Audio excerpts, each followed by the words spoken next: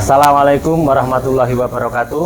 Pemirsa YouTube Kementerian Agama Kulon Progo, kita bertemu kembali dalam program Tamu Kita. Dan pada hari ini tamu kita yang sangat luar biasa, Superwoman, telah bersedia hadir di tengah-tengah kesibukannya di Balai Kelurahan Margosari. Tim YouTube berhasil melakukan wawancara dengan beliau. Inilah beliau, Bu MJ Esti Wijayati, anggota Komisi 8 DPR RI dari fraksi PDI Perjuangan. Siap. Selamat siang Bu Esti. Sugeng siang Bapak. Boleh diceritakan kenapa kemudian tertarik dengan dunia politik, dan juga mungkin nanti diceritakan bagaimana kerja keras di Komisi 8 ini, Bu. Iya.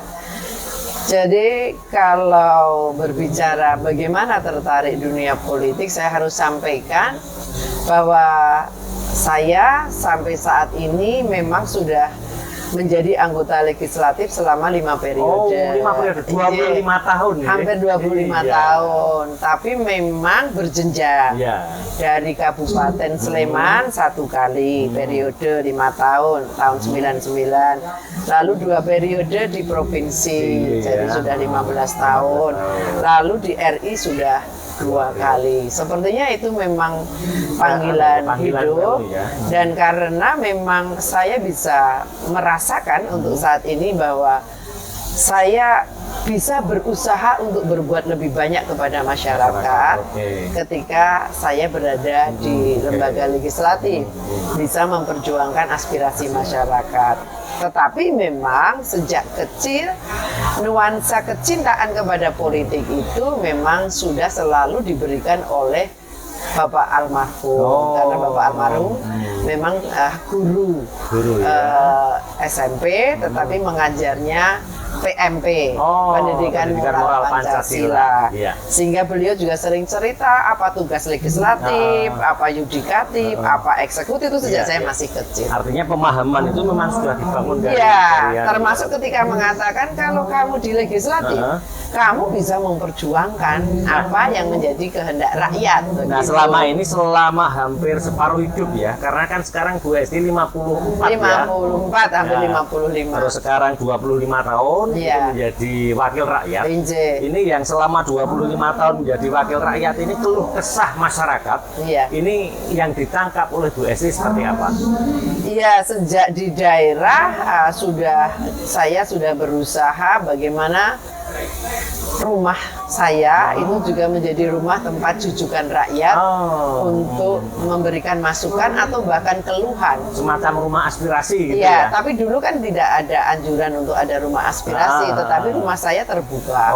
Termasuk ketika banyak ibu-ibu menjelang ulangan umum, itu pada datang ke rumah pagi-pagi jam 6 itu, bisa sampai sekali waktu itu 20 orang pada naik sepeda ontel rata-rata, itu karena anaknya tidak bisa ikut ujian atau ikut ulangan umum karena belum membayar SPP. Nah, waktu itu sementara yang bisa langsung saya lakukan adalah komunikasi dengan sekolah, dengan memahamkan bahwa sekolah itu hak dasar anak. Kalau membayar itu kewajiban orang tua, sehingga tidak boleh kita menghalangi hak dasar anak. Tetapi kan kita paham, apalagi kalau sekolah swasta, pemasukan dari iuran SPP itu memang menjadi hal yang harus dibayarkan. Maka kemudian kami di DPRD DIY mengusulkan untuk membuat peraturan daerah tentang pengelolaan sekolah, yang di dalamnya termasuk tidak boleh dong kalau ada anak belum lunas SPP secara administratif lalu dilarang untuk melakukan kegiatan belajar mengajar, mengikuti kegiatan belajar mengajar, maupun tidak boleh mengikuti ujian. Itu salah satu hal yang saya pasti tidak akan pernah bisa lupa, karena hampir setiap mau ulangan umum pasti datang ke rumah itu berbondong-bondong yang di Gudea. Karena saya jadi DPRD setelah punya ada rumah di Gudea. Nah, sekarang mengenai ketugasan di Komisi 8 yang salah satunya dengan sinerginya atau kerjasamanya dengan Kementerian Agama. Nah, ini apa yang diharapkan oleh Komisi 8 terhadap Kementerian Agama? Ya, Kementerian Agama sudah dideklar oleh Pak Menteri Agama sebagai kementerian semua agama. Betul. Maka di situ ada Bimas Katolik, ada Bimas Kristen, Bimas Buddha, Bimas Hindu, Bimas Islam, Konghucu sudah mulai walaupun belum ada Bimasnya, tetapi kemudian juga ada Pendis. Ya. Tentu kita punya harapan besar. Sekarang sudah ada tren terkait dengan Pendis ini. Tren anak-anak sekarang ini mulai banyak yang menginginkan sekolah yang berada di bawah Kemenak. Oh gitu? Iya, trennya sudah menunjukkan angka yang selalu naik. Iya. Tentu ini sebuah kegembiraan, tetapi sekaligus tantangan bahwa kita memang harus memperbaiki, meningkatkan kualitas sekolah-sekolah yang di bawah Kemenak. Madrasah itu ya? Madrasah ibtidaiyah ya, dari MI, dari MTS, lalu MA, kemudian bahkan mulai RA-nya. Kita juga melihat bagaimana pondok-pondok pesantrennya. Itu kan PR besar bagi kita, bagaimana memberikan kualitas yang baik dan tidak boleh ketinggalan dengan sekolah-sekolah yang di bawah Kemendikbud. Dari Komisi 8 sendiri untuk meningkatkan kualitas tadi gimana ini? Iya. Sesuai harapan kami mengusulkan juga waktu itu harus ada pembahasan secara detail. Dan itu diwujudkan dengan adanya panja pendidikan keagamaan. Jadi kami masih ada sekarang yang namanya panja pendidikan keagamaan untuk mengetahui apa saja, apa yang kemudian harus direkomendasikan oleh panja keagamaan sedang dalam proses. Tetapi intinya panja keagamaan ini ingin secara detail mengupas pendidikan yang di bawah Kemenak. Bagaimana kualitasnya, bagaimana gurunya, bagaimana kesejahteraan gurunya, bagaimana anak didiknya berasal dari kalangan apa saja, program apa saja yang sudah diberikan kepada mereka, apa kendalanya, seperti faktanya sekarang. Faktanya misalnya, mungkin yang mendapat program Indonesia Pintar untuk sekolah-sekolah di bawah Kemenak itu masih terlalu kecil, terlalu kecil prosentasenya dibandingkan dengan yang di bawah Kemendikbud. Sementara faktanya banyak daerah-daerah tertinggal di situ justru anaknya mayoritas sekolah-sekolah di bawah Kemenak. Faktornya kenapa ini kemudian menjadi? Ya, saya sudah menanyakan itu. Tentu karena di concern kami, saya sudah menanyakan karena saya juga di panitia anggaran. Bahwa ada satu hal yang harus diperbaiki oleh Kemenak, tetapi ini sedang berproses untuk hal itu. Artinya ini sudah berproses, ya kita tinggal tunggu waktunya saja. Saya berharap pembahasan anggaran tahun depan saya sudah bisa melihat hasilnya. Kemenkyu, Bappenas tidak perlu ragu lagi karena data kita memang sudah valid. Satu temuan yang dulu sudah pernah ada itu adalah seorang anak bisa mendapat BOS di 2 tempat.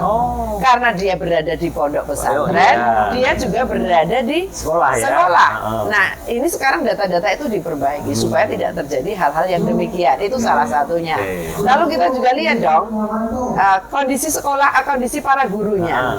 Berapa honorer, berapa PNS, berapa P3K. Lalu apa kebijakan yang mau kita buat? Salah satunya adalah harus ada ruang supaya guru-guru di sekolah-sekolah di bawah Kemenak ini mendapatkan kesempatan seperti yang di sekolah-sekolah lainnya untuk bisa mendaftarkan menjadi guru P3K. Jadi kalau ini saya kira ini konsen kami bersama kita semua. Gitu ya. Untuk meningkatkan kualitas Kementerian Agama ya. Betul. Nah, kemudian kan ini kemarin tahun toleransi. Kemudian moderasi beragama masuk RPJMN. Karena itu dari Pak Presiden.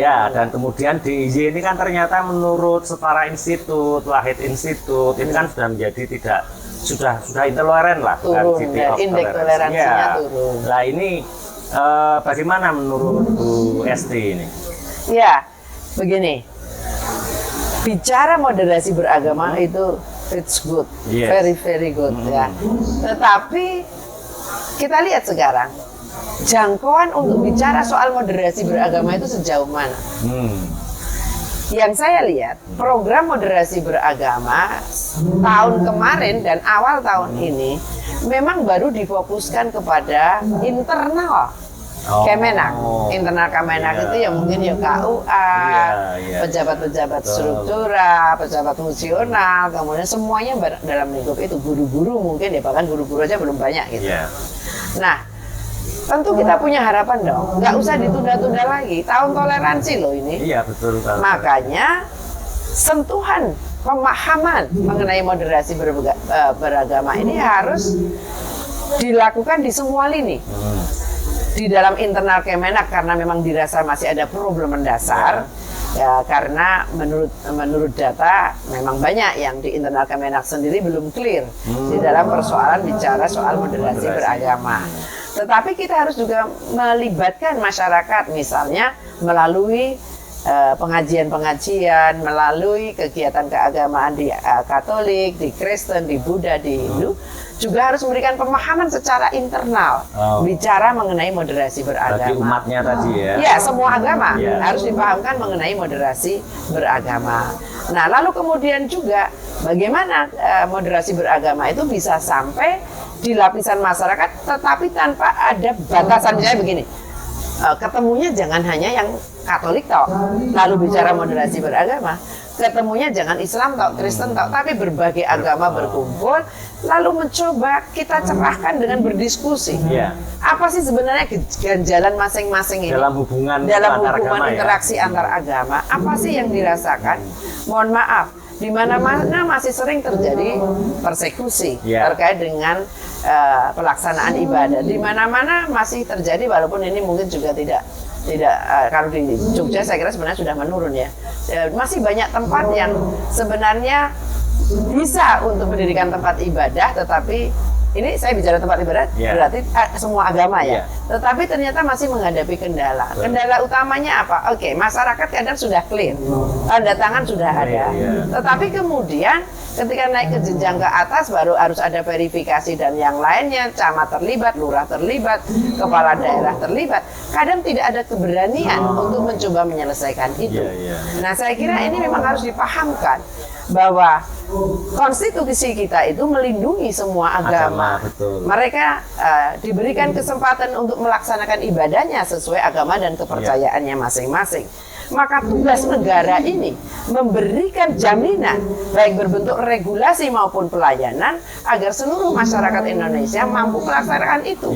Karena Pancasila itu sila pertamanya adalah ketuhanan yang Maha Esa. Kalau kemudian mereka terhambat untuk melakukan ibadah, kalau kemudian sebagian masih ada yang mencoba menghalang-halangi peribadatan, tentu kita tidak lagi membanggakan ini sudah terlaksana dengan baik. No, ini masih ada problem. Nah, rencana dinaikkan keputusan bersama Menteri Agama, Menteri Dalam Negeri, rencana mau dinaikkan menjadi Perpres sejauh mana? Sedang berproses. Saya sudah berdiskusi itu dengan Gus Menak. Saya berharap SKP 2 Menteri yang akan dinaikkan jadi Perpres itu sungguh-sungguh di dalam isiannya, di dalam pasal-pasalnya ada jalan keluar yang diberikan supaya persoalan itu tidak terjadi. Karena kalau melihat SKP yang 2 Menteri, saya harus katakan ketika terjadi persoalan tidak ada jalan keluar nih. Saya sempat bertanya, ini kalau seperti ini mandatnya begini harus bagaimana? Kepala daerah nggak berani. FKUP tidak memberikan rekomendasi karena tekanan-tekanan tertentu. Siapa yang harus kemudian menyelesaikan? Mari kita buat, tetapi dengan tetap melakukan dialog bersama, tetapi tidak kemudian menghambat bahwa sebagian warga kita memang membutuhkan untuk kemudian bisa beribadah dengan baik. Terakhir ya Bu. Baik. Suami Ibu kan dari Tangkisan. Argo Mulyo Kokap. Nah, ini kemudian harapan Ibu sebagai salah satu keluarga besar Kulon Progo terhadap Kulon Progo seperti apa Ibu? Ya tentu saja karena juga terah besarnya suami saya ini kan Kulon Progo, dari Mbah Putrinya Tangkisan, dari Mbah Kakungnya di Ngulaan, jadi sama-sama Kokap.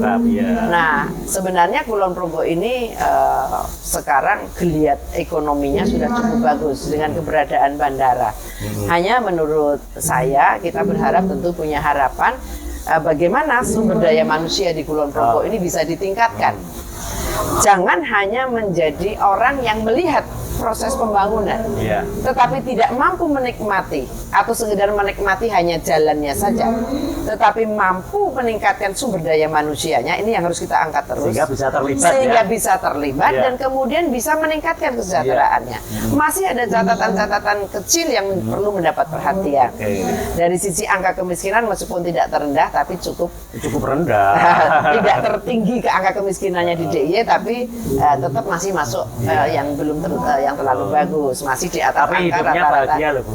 Enggak, angka harapan hidupnya paling tinggi. Angka harapan hidupnya tinggi, tetapi indeks kebahagiaannya sudah menurun.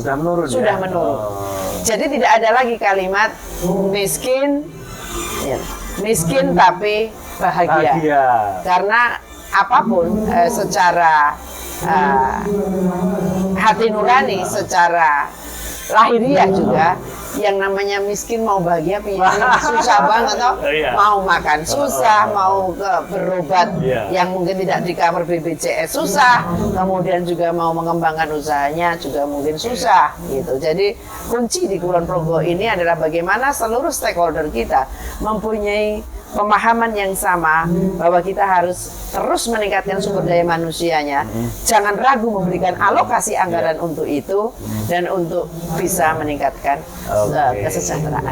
Terima kasih Bu Esti atas waktunya di tengah kesibukan yang sangat luar biasa. Ya, nanti sudah mau 2 jam lagi ke bandara terbang. Ini mau terbang lagi ke Jakarta. Sekali lagi terima kasih atas waktunya Bu Esti. Bapak, terima kasih Kemenak. Pemirsa, demikian tadi wawancara kami dengan Ibu Mai Esti Wijayati, anggota Komisi 8 DPR RI dari fraksi PDI Perjuangan. Kita berjumpa di lain kesempatan dengan tamu kita yang lain. Assalamualaikum warahmatullahi wabarakatuh.